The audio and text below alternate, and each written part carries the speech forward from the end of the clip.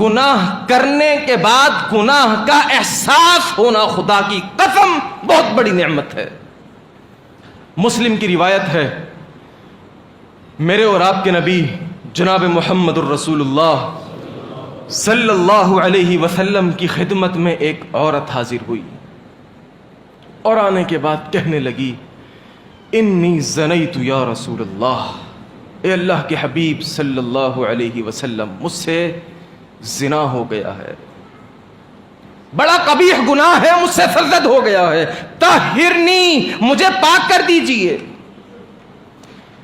نبی علیہ الصلوۃ والسلام نے فرمایا، جاؤ بھائی، جا کے اس بچے کو جنم دو اور اس کے بعد آنا، دیکھیں گے۔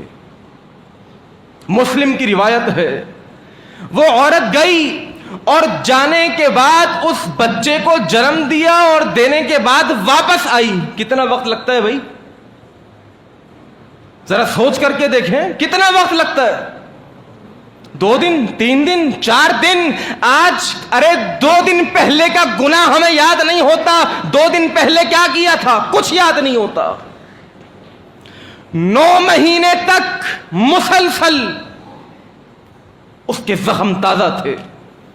9 مہینے کے بعد ولادت ہوئی، نبی علیہ السلام کی خدمت میں حاضر ہوئی، اے اللہ کے رسول، انی زنیت، مجھ سے زنا سرزد ہو گیا اور یہ ولادت بھی ہو چکی ہے، طہرنی، مجھے پاک کر دیجئے۔ آپ نے فرمایا، جاؤ، ابھی یہ نو مولود ہے، اس کو فیڈ کراؤ، اور فیڈ کرانے کے بعد جب یہ بچہ روٹی کھانے کے قابل ہو جائے نا، پھر آ جانا۔ اللہ اکبر! کتنا عرصہ، کتنا عرصہ، حولین کاملین لمن اراد ان یتم الرضاعہ، سالوں گزر گئے، وہ عورت واپس آئی اور کہنے لگی، اللہ کے رسول، یہ دیکھیے اب یہ روٹی کھانے کے قابل ہو گیا، طہرنی، مجھے پاک کر دیجئے، جو گناہ مجھ سے سرزد ہوا ہے۔ بھائی کیا تھا آخر؟ کیا چیز تھی جو جینے نہیں دے رہی تھی؟ وہ کیا چیز تھی جو سانس لینے میں دقت لا رہی تھی؟ نیندیں اڑی ہوئی ہیں، احساس گناہ کا احساس غلط ہوا ہے، نہیں ہونا چاہیے تھا، اندر سے ملامت ہو رہی تھی، انسان کا نفس لوامہ مسلسل ایکٹیویٹ تھا۔ میرے بھائی اور دوستوں، نبی علیہ الصلوۃ والسلام نے حکم نامہ جاری فرمایا کہ اس عورت کو سنسار کیا جائے۔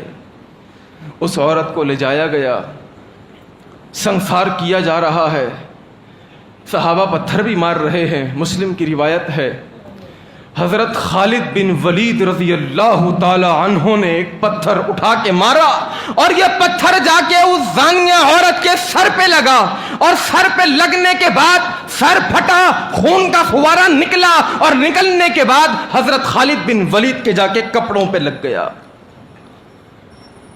اور انہوں نے اپنی زبان سے کچھ الفاظ ادا کیے کہ کیا ایک زانیہ عورت کا خون میرے کپڑوں پہ آ لگا۔ نبی علیہ الصلوۃ والسلام کے یہ جملے سننے تھے، آپ نے فرمایا، اے خالد، والذی نفسی بیدہ، مجھے اس ذات کی قسم ہے جس کے ہاتھ میں مجھ محمد کی جان ہے صلی اللہ علیہ وسلم۔ آپ نے فرمایا، اے خالد، لو قسمت بین 70 من اہل المدینہ، اگر اس عورت کی دعا کو مدینے کے 70 افراد پر تقسیم کر دیا جائے تو اس عورت کی دعا کے اندر، اس کی توبہ کے اندر اتنی پاور، اتنی قوت، اتنی صلاحیت تھی کہ مدینے کے 70 گناہ گاروں کو یہ ایک توبہ سب کو بخشوا دے۔ کیا تھا؟ وہ گناہ کا احساس تھا۔